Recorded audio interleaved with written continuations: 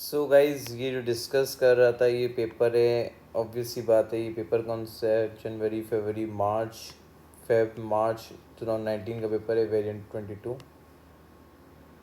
ये हमारे पास पेपर है फेब मार्च 2019 का। केस स्टडी डिस्कस कर रहा था इसकी सेक्शन है जो कंपलसरी पार्ट होता है। Poland a growing economy, Poland economy की बात कर रहा था। Poland is considered as a growing economy में कंसिडर्ड होता है। Poland successful transaction from planned economy, basically successful हो गई transaction from a planned economy. Planned economy से ट्रांजेक्शन मीन प्लान्ड इकोनॉमी से मार्केट इकोनॉमी में चले गई। Planned successful transaction from a planned economy से मार्केट इकोनॉमी की तरफ चले गई।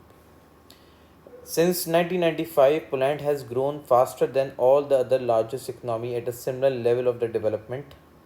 By 2015, Poland national income has reached record level. Poland की नेशनल इनकम जितनी बढ़नी चाहिए थी उतने रिकॉर्ड लेवल पे रीच कर गई है। ये बोलता है Poland national income reach to the record level. Consumption expenditure rose, consumption expenditure क्या हो गए? बढ़ गए हैं। इसकी कंजम्पशन बेसिकली क्या हो गई? इंक्रीज हो गई है पोलैंड की, बेसिकली बात कर रहे हैं। फिर जो नेक्स्ट बात कर रहे हैं, an export dramatically increase coming loose to close to the $250 billion in 2013। Poland पहले पैराग्राफ में जो बात की है गाइस वो ये बात कर रहा, प्लांट एक बहुत अच्छी इकोनॉमी, लार्ज इकोनॉमी में कंसिडर्ड होती है डेवलपमेंट के हिसाब से, और इसकी नेशनल इनकम जितनी इसकी बढ़नी चाहिए थी उतनी रिकॉर्ड लेवल पे इंक्रीज हो गई। बेसिक कंजम्पशन एक्सपेंडिचर्स, कंजम्पशन बढ़ रही थी और एक्सपोर्ट ड्रामेटिकली इतने इंक्रीज हो गए थे जो कि 250 बिलियन तक 2013 तक पहुंच गए थे एक्सपोर्ट। कंट्री के बेसिकली मेन एक्सपोर्ट्स जो थे वो क्या हो गए? ड्रामेटिकली इंक्रीज हुए थे, और वो जो इंक्रीज हो गए 250 बिलियन तक। The planned growth has been based on the skilled labor and entrepreneurship, not on the obvious बात है इसकी जो ग्रोथ हुई ये entrepreneurship, skilled labour, based on skilled labour कैसे एंड एंटरप्रेन्योरशिप की वजह से प्लांट की इकोनॉमी की ग्रोथ हुई है, not on natural resources. Basically natural resources की वजह से इसकी ग्रोथ नहीं हुई। Two crucial factors were important in Poland's development. Firstly, Poland adopted a policy of expanding the quantity and the quality. उसने पॉलिसी यूज़ की quantity and quality of education थे Poland economy ने। इन 2015 50% of young people studied at a university level, up from 10% 1989। 50% 50% लोग जो हैं university level तक पढ़ रहे हैं, और अब उससे ज़्यादा 10%, basically 50% of young people studied at university level, up from 10% से 50% पे पहुंच गए हैं यूनिवर्सिटी लेवल तक, और ऑब्वियस बात एजुकेशन हासिल करने लगे 1989 से 2015 तक। पहले 10% था यूनिवर्सिटी जो जाते थे लोग, अब 50% जाने शुरू हुए। Secondly, the Polish government use fund from the European Union से उनकी पोलैंड की इकनॉमी ने गवर्नमेंट फंड यूज़ किए टू डेवलप करने के लिए क्या चीज़? Transport link. टू डेवलप क्यों यूज़ किए? To develop transport link that had to connect the Poland with the western Europe से कनेक्ट कर सकें। पोलैंड की इकनॉमी बहुत अच्छी, एक तरीके से हम कंसिडर कर सकते हैं पोलैंड की economy developing country, developing economy में आ गई। Poland seems to have been through introducing the market-oriented reform at the beginning of the transition from a planned economy in 1990s. Basically introduce कर रही थी reform at a beginning of transition, जब हुई थी market economy से planned economy की तरफ आई थी। तो basically transition जो हुई थी market से planned economy की तरफ आई, planned economy. This helped to create a private sector boom and ensure a planned avoid a post-transition recession. Transaction recession था वो ख़त्म हो गया। It manage the privatization mean the firms are privatized, it's mean the firms are more efficient in the production process के अंदर privately own होती हैं। हम पहले ही समझ रहे थे प्लान्ड इकनॉमी मार्केट से प्लांट से ट्रांजिशन हुई थी, मार्केट नहीं, मार्केट से प्लांट की तरफ ट्रांजिशन हुई थी प्लांट की इकनॉमी, क्योंकि जब it managed the privatization process in a way, an efficient way. Lastly, Plant benefit from the large and rapidly growing domestic market, which helped to insulate it from external shocks such as global financial crisis in 2007 and 8 के अंदर। Poland performance in the last 25 years could be called a miracle हुआ है भाई Poland की economy. पहले financial crisis में 2007 में 8 में, लेकिन अब इतनी ज़्यादा ग्रोथ हो गई है पोलैंड की इकनॉमी, जो कि एजुकेशन सेक्टर, ट्रांसपोर्ट लिंक, मैंने बात की स्किल्ड लेबर इंटरप्रीनियरशिप की वजह से, जो कि मार्केट इकोनॉमी पे आने से प्लांट की इकोनॉमी इतनी ज़्यादा ग्रोथ हो गई। अब एक्सट्रैक्ट नंबर 2, प्लांट की इकोनॉमी स्लो डाउन हो सकती है, हाँ हो सकती है। ये बात कर रहे थे Polish economic growth slow significant 2016 mainly due to slow down on the private investment कम होना शुरू हो गई थी।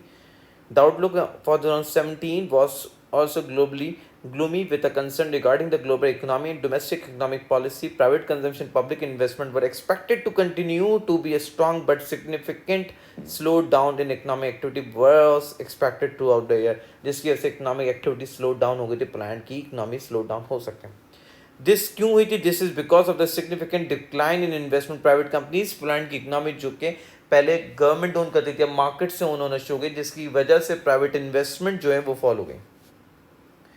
इन the first half 2016 company were cutting the spending in fix capital को कम कर रही थी। A survey by the Polish central bank indicated that the company were very reluctant to start new investment. Entrepreneurs were afraid, डर गए थे, to a possible consequences of changes in economic policies की वजह से, क्योंकि उन्होंने क्या इंट्रोड्यूस कर रहे, इंक्रीज इन इनडायरेक्ट टैक्सेस लगा दिए थे प्लांट की गवर्नमेंट। क्यों? उनके जो जितने भी इन्वेस्टर्स से वो डर गए थे क्योंकि गवर्नमेंट की पॉलिसीज से, क्योंकि इनडायरेक्ट टैक्सेस लगा दिए such as sale tax. Foreign company but delay major investment plan because of the uncertainties. मैंने बात की प्लांट की इकोनॉमी में अनसर्टेनिटीज बहुत ज़्यादा हो गई थी इन द इकोनॉमिक क्लाइमेट में। After a period of the rising net export of goods trend to reversing the mainly due to a decline in the demand of the large European economies, the outlook for the 2017 was not any better and fall in the net export of goods was expected to the main factor slowing down to the Polish economy. ये main factor था जिसके से Poland की economy गिर रही थी। Public spending was the one may possible way in which the Poland economic growth could have been boost हो सकती थी, लेकिन गवर्नमेंट ने अपना बजट डेफिसिट मीन जब मेरे पास एक्सपेंडिचर्स क्या होते हैं, ज़्यादा होते हैं और रेवेन्यूज कम होते हैं। Take other demand stimulating action. Interesting suggestion from the government was to decrease the retirement age back। retirement age कम कर दे, 65 men and 60 years of women's retirement age कम कर दे। all these proposals were keep the GDP 3% पे रखेंगे until the end of the year। ये suggestion मिला था government को, अगर budget deficit कैसे रिड्यूस कर सकती है। यहाँ पे गाइस, यहाँ पे बात किए हुए केस स्टडी में अगर हम देखें टेबल 1.1, ये क्या दिए हुए करंट अकाउंट के कंपोनेंट्स हैं। These are the component of the current account के बेसिकली हम इसको आइडेंटिफाई करते हैं। कंपोनेंट्स दिए हुए मेरे पास करंट अकाउंट के। पहला सवाल क्या पूछा है? Give an example item include in the balance on primary income. Primary income is known as net income कहते हैं। तो कौन कौन से बेसिकली अगर हम बात कर सकते हैं बैलेंस जो इंक्लूड होता है प्राइमरी इनकम के अंदर, क्या चीज़ें आ सकती हैं गाइस? यहाँ पे अगर मैं आइडेंटिफाई करूँ मेरे पास क्या आ सकता है, मैं एग्जांपल दे सकता हूँ। प्रॉफिट आ सकता है, डिविडेंड्स आ सकते हैं, डिविडेंड्स की एग्जांपल आ सकती है। प्रॉफिट हो गया, डिविडेंड्स हो गए, ये सारी क्या है प्राइमरी इनकम में आती है। प्रॉफिट, डिविडेंड्स से रिप्रेजेंट किया। यहाँ पे आइडेंटिफाई कर सकता हूँ रेमिटेंस होते हैं, ये सारी रेमिटेंस जो हैं ये सारी क्या आती है मेरे पास, क्या है? ऑब्वियस ही बात है, ये मेरे पास क्या है, सोर्स हैं, क्या है, source of primary income, remittance से रिप्रेजेंट करता हूँ। These are the sources of income. मैंने बात की जिसमें हम कहते हैं इंटरेस्ट जो होता है वो भी क्या होता है, सोर्स ऑफ इनकम। एक्सेट्रा बहुत सारे हमारे पास सेक्टर से रिप्रेजेंट कर सकता हूँ। ये मेरे पास सोर्सेज थे जो कि एग्जाम्पल जो बन सकती थी। किसकी एग्जाम्पल बन सकती थी? Primary income. Primary income is a component of the current account. पे बोला given example item included in balance on, यहाँ पे आइडेंटिफाई करा बैलेंस ऑफ सेकेंडरी इनकम में आइटम क्या इंक्लूड होती हैं। तो बेसिकली सेकेंडरी इनकम में गाइस मैंने ये आइडेंटिफाई किया, ये मेरे पास आंसर क्या था, ये 1 आंसर था। तो सेकेंडरी इनकम में जो आइटम जो इंक्लूड हो सकती हैं वो क्या हो सकती है गाइस? सेकेंडरी इनकम में जो आइटम आती है वो क्या आती है मेरे पास, जो कि secondary income is the second income. Secondary income कौन सी इनकम होती है जिसको हम कहते हैं सेकेंडरी इनकम, जो इज द सेकेंड इनकम, जो कि बेसिकली क्या होती है मेरे पास, जिसमें हम सेकेंड रिप्रेजेंट करता हूँ। जो सेकेंडरी इनकम जो होती है गाइस वो क्या होती है? मैंने बात की फाइनेंशियल एड्स, फाइनेंशियल रिप्रेजेंट कर सकता हूँ। गवर्नमेंट के एड्स जो जो देते हैं ये मेरे पास सेकेंडरी इनकम में आती है। यहाँ पे आइडेंटिफाई किया गाइस मैंने बात की financial aids, government aids, gifts आ गए, डोनेशंस आ गए, ये सारी क्या है मेरे पास सेकेंडरी इनकम है। ये बेसिकली हम आइडेंटिफाई करते हैं डोनेशंस होते हैं, ये सारी क्या होती है बेसिकली सेकेंडरी इनकम से हम कंसिडर करते हैं। फिर पूछता है व्हाट इज दी, यहाँ पे क्वेश्चन में क्या पूछा है, what is the trend of the plan current account, what is the trend of the current account balance 2014 से 15 तक क्या ट्रेंड चला था करंट अकाउंट बैलेंस पे, 2014 से 16 तक क्या बैलेंस चला था। तो बेसिकली यहाँ पे आइडेंटिफाई कर सकता हूँ, मैंने ये आइडेंटिफाई करता हूँ गाइस, यहाँ पे ये रिप्रेजेंट करता हूँ क्या ट्रेंड चल रहा था, जो कि मेरे पास कौन सा पार्ट है, मैंने बात की पार्ट ए की बात कर रहा था, ये पार्ट ऑब्वियसली बात है ए का 1 था, ये पार्ट ए का ऑब्वियसली 2 पार्ट ए का 2 था, पार्ट ए का 3 की बात कर। तो क्या ट्रेंड चल रहा था 2014 के अंदर, अगर मैं ये बात करूँ गाइस, मैंने 2014 में कैलकुलेट करता हूँ मेरे पास क्या था, ये माइनस था, ये माइनस, 3 माइनस में थे और सिर्फ एक प्लस में था जो कि 905। ऑब्वियसली बात है, ये पूछ क्या रहा था 14 टू 16 तक, तो मेरे पास 14 का अगर मैं कैलकुलेट करता हूँ, यहाँ पे माइनस वाली फिगर माइनस में लिखता हूँ 3255 प्लस 13961, ये माइनस वाली फिगर ऐड कर रहा हूँ 377, टोटल माइनस 17593 हुआ था, माइनस किया 9059 से, तो मेरे पास 85 2014 के अंदर बेसिकली यहाँ पे ये आइडेंटिफाई कर सकते हो 2014 के अंदर, 2014 के अंदर गाइस वो क्या था मेरे पास 8534 क्या था माइनस में था। 2015 के अंदर बात करूं, अगर जगह नहीं थी जब भी मैं साइड में लिख रहा था, तो ऑब्वियसली बात है 2014 के अंदर मैं बात करूंगा, 15 के अंदर मेरे पास 15 के अंदर क्या था गाइस, यहाँ पे प्लस वाली फिगर कौन सी थी, ये प्लस थी, ये प्लस थी और 2 माइनस वाली थी, ये मेरे पास क्या थी, दोनों क्या थी माइनस वाली फिगर थी। अगर मैं प्लस वाली फिगर पहले एडअप, माइनस वाली फिगर पहले एडअप कर लेता हूँ, 14935 प्लस 846, तो टोटल हुआ 1578। मैं यहाँ पे आइडेंटिफाई करता हूँ, माइनस करता हूँ 2213, माइनस करता हूँ 10915, तो मेरे पास ये जो माइनस में कितनी फिगर आ रही है बेटा जी, ये आ रही है 2653, ये माइनस में। 2016 के अंदर बात करूं, मैंने बात की ऑब्वियसली बात है, मैंने ये रिप्रेजेंट किया 2016 के अंदर, 16 के अंदर अगर मैं हम शो करते प्लस वाली फिगर सॉरी माइनस वाली फिगर येलो से मार्क करते हैं हम, यहाँ पे आइडेंटिफाई किया माइनस वाली फिगर माइनस, प्लस वाली फिगर ग्रीन से मार्क की मैंने, तो ऑब्वियसली बात है इनको एडअप करते हैं अगर हम, पहले माइनस वाली फिगर 15859 माइनस प्लस 1063 प्लस किया तो 1691 आ रहा है, माइनस करूँ 13700 माइनस 1949, तो मेरे पास आ गया 1270 ये माइनस में। तो ओवरऑल इट्स मीन लाइक मेरा करंट अकाउंट का जो बैलेंस है 2016 हो, 14 हो, 15 हो, बेसिकली अगर मैं बात करूँ 2014 के अंदर बैलेंस की बात की, 15 का बैलेंस, 16 का बैलेंस, तीनों का जो बैलेंस मैं कंसिडर कर रहा हूँ गाइस, वो क्या हो रहा है मेरे पास, तीनों का बैलेंस जो है द करंट अकाउंट बैलेंस जो है डिक्लाइन की तरफ जा रहा है। अगर मैं इसका आंसर लिखूँ, मैंने बात की द करंट अकाउंट, यहाँ पे ये आइडेंटिफाई किया द करंट अकाउंट का जो बैलेंस है, the current account balance, the current account यहाँ पे आइडेंटिफाई किया बैलेंस जो है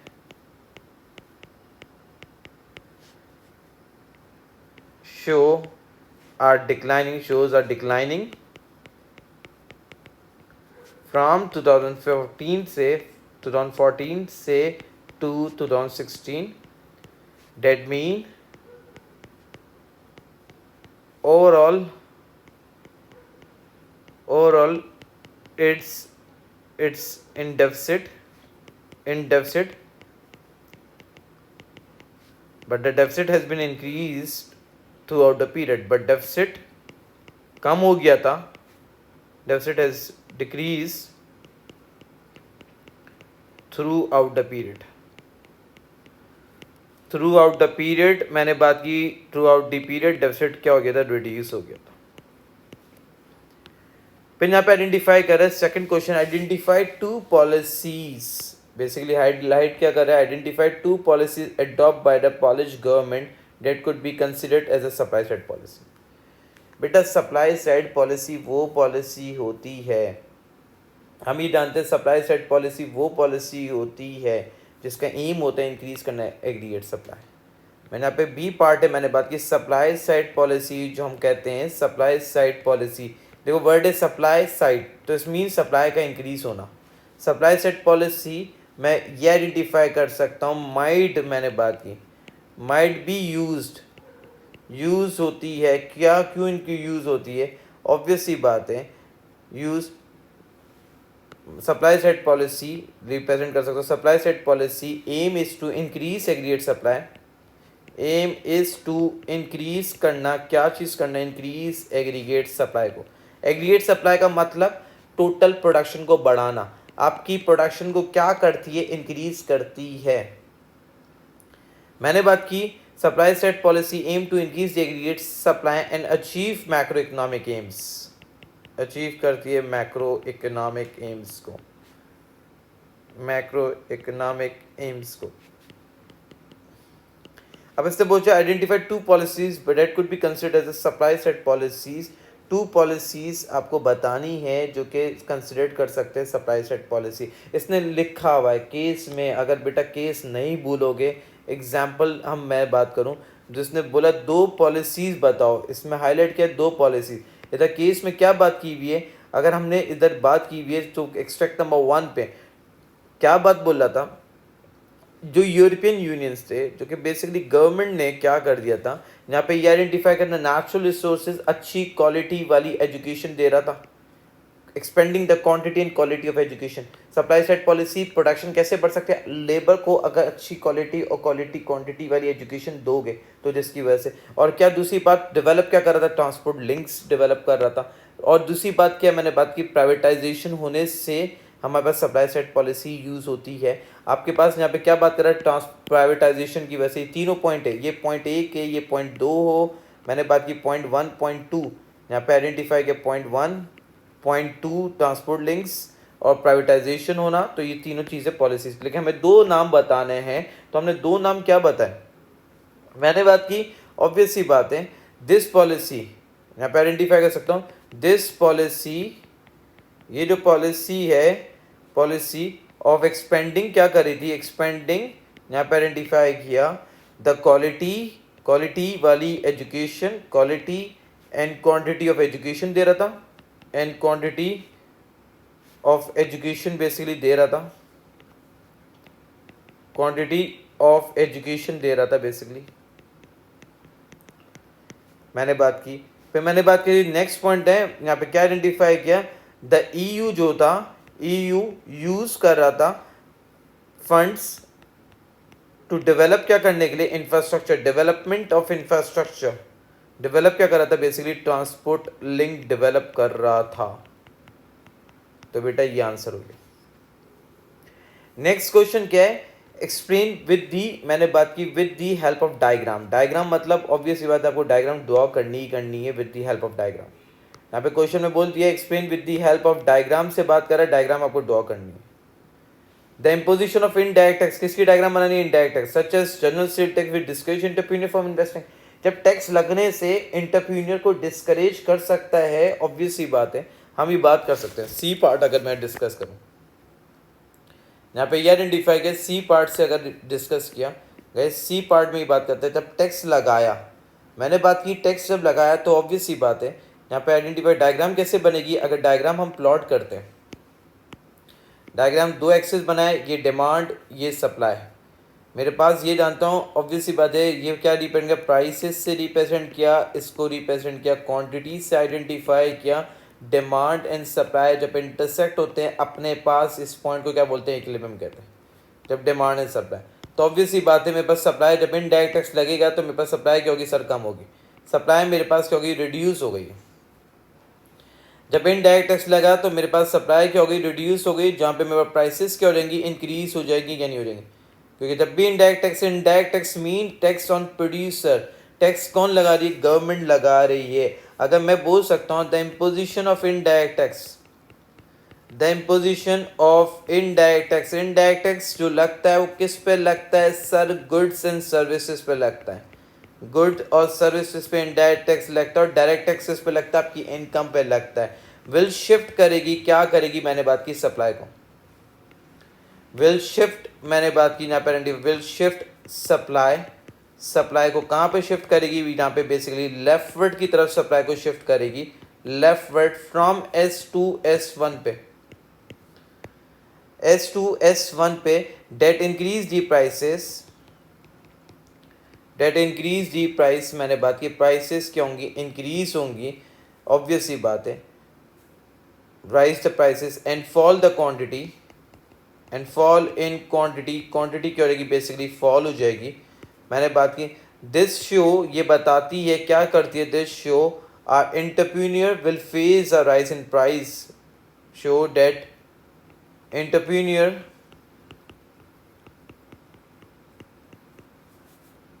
will face a rise in prices, in price, मैंने बात की a rise in price and fall in sales and fall in revenue, prices बढ़ जाएंगी और एंटरप्रेन्योर का रेवेन्यू क्या रहेगा, जब टैक्स लगेगा कम हो जाएगा। बेसिकली एंटरप्रेन्योर का रेवेन्यू क्या होता है सर, रिड्यूस हो रहा था। ये डायग्राम की एक्सप्लेनेशन होती है बेटा, ये फॉलो करना चाहिए आपको। नेक्स्ट क्वेश्चन क्या है, कंसिडर्ड करके बताओ, considered using extract two likely changes of Poland aggregate demand, basically aggregate demand में क्या चेंजेस आ रही हैं, तो ऑब्वियस ही बात है एग्रीगेट डिमांड क्या होती है, aggregate demand is the total demand of the economy. हम ये आइडेंटिफाई करते हैं, अगर यहाँ पे ये आइडेंटिफाई किया एग्रीगेट डिमांड इज दी, किसको आइडेंटिफाई करते हैं, aggregate demand is the total demand of the economy से हम आइडेंटिफाई करते हैं। यहाँ पे क्या आइडेंटिफाई किया, एग्रीगेट डिमांड को रिप्रेजेंट किया, सी डी पार्ट है, डी पार्ट में एग्रीगेट डिमांड इज दी, मैंने सबसे पहले स्टेप फॉलो किया, एग्रीगेट डिमांड किसको कहते हैं, aggregate demand is the total demand of the economy, is the total demand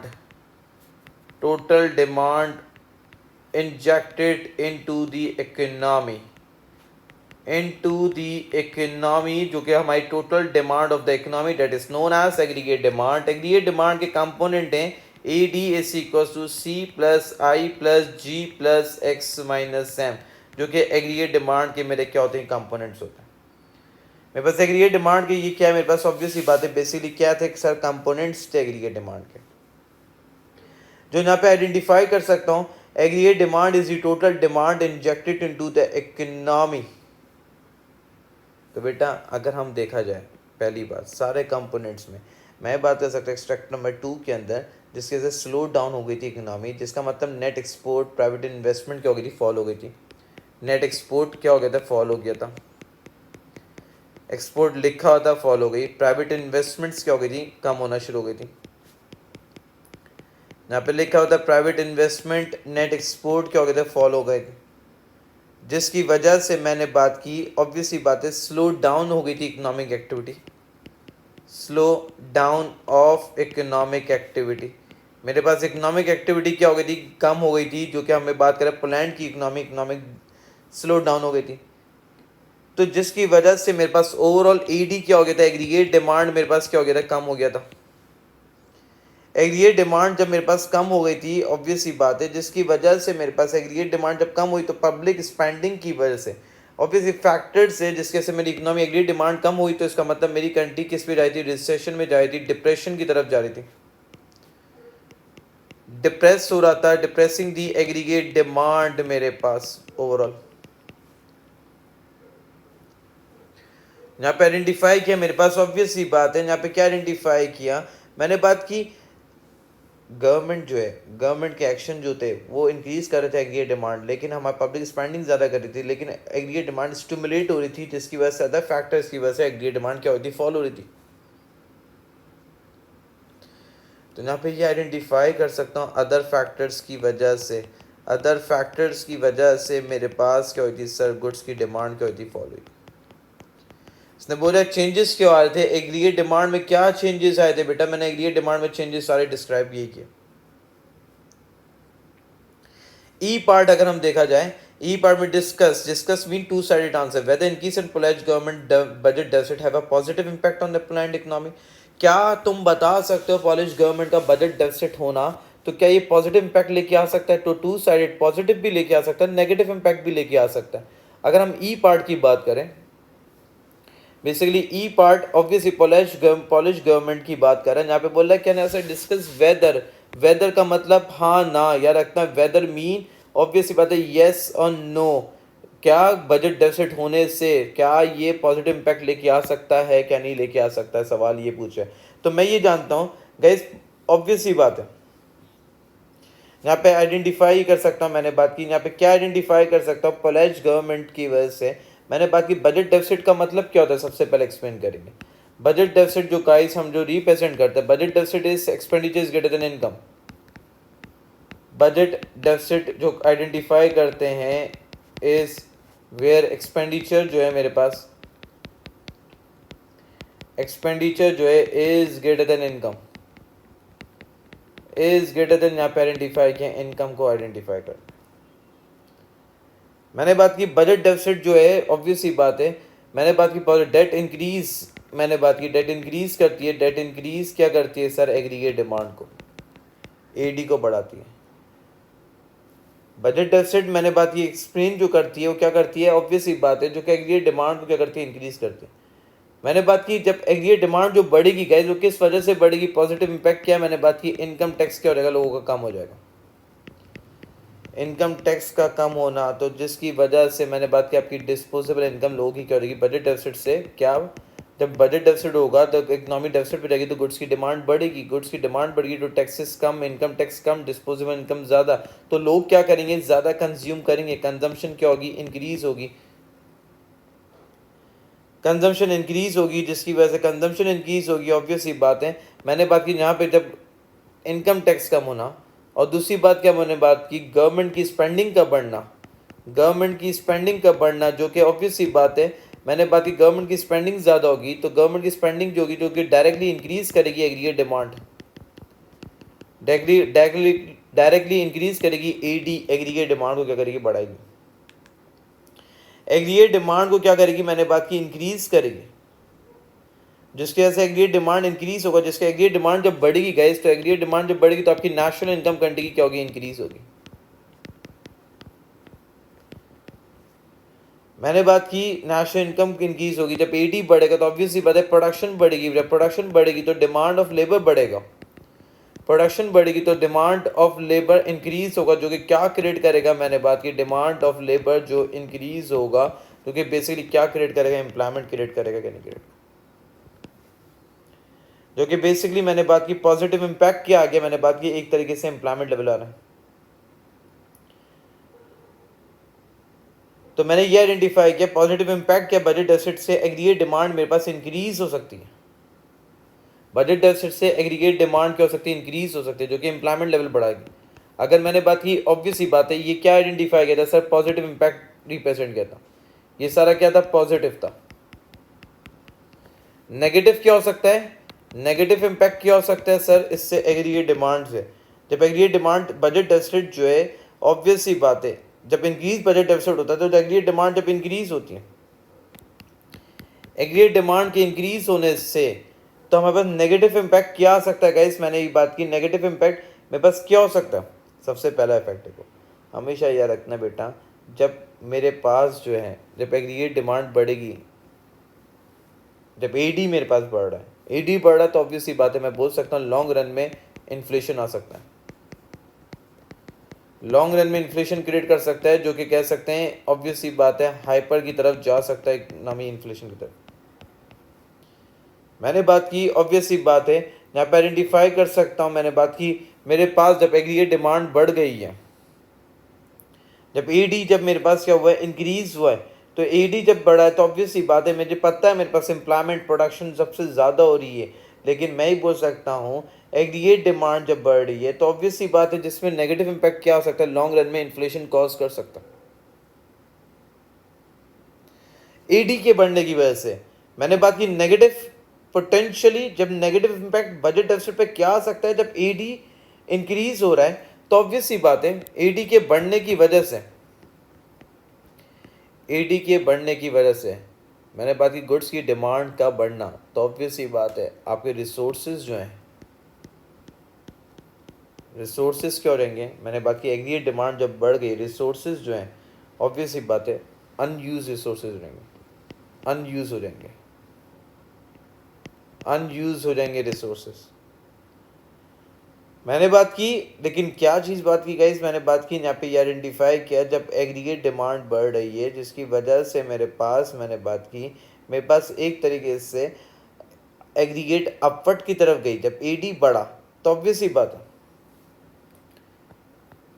मैंने बात की एग्रीगेट डिमांड इंक्रीज होने से, मैंने बात की कॉज हो सकता है, क्या कॉज हो सकता है, मैंने बात की डिमांड पुल इन्फ्लेशन इंक्रीज हो सकता है, डिमांड पुल इन्फ्लेशन आ सकता है, जो कि बेसिकली हम कह सकते हैं हाइपर इन्फ्लेशन से हमने आइडेंटिफाई किया था। ऑब्वियसली बात है एक्सप्लॉइट एडी के बढ़ने की वजह से मैंने बात की आपकी नेशनल इनकम पे इफेक्ट पड़ेगा, नेशनल इनकम अफेक्टेड होगी।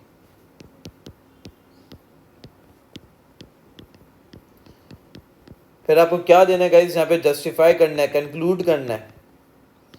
कंक्लूजन क्या दोगे बेटा, हमेशा यह रखना डिपेंड एग्रीगेट डिमांड और एग्रीगेट सप्लाई मेरे पास। मैंने बात की डिपेंड किसके ऊपर हो सकता है, मैंने बात की डिपेंड अपॉन रिलेशनशिप के ऊपर डिपेंड हो सकता है, रिलेशनशिप के ऊपर डिपेंड हो सकता है मेरे पास बिटवीन, मैंने बात की एग्रीगेट डिमांड में एंड एग्रीगेट सप्लाई में।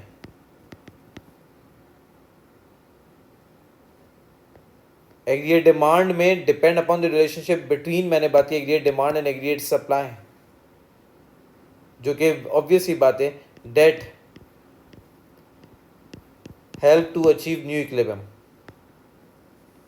अचीव करना, क्या चीज अचीव करना, नया इक्विलिब्रियम अचीव करना।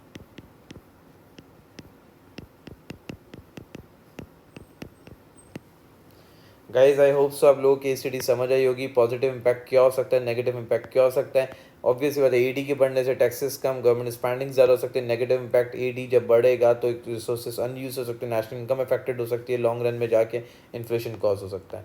सही गाइज, आई होप सो आपको केस स्टडी समझ आई होगी। फैब 2019 की केस स्टडी थी। थैंक यू सो मच, अपना ख्याल रखें।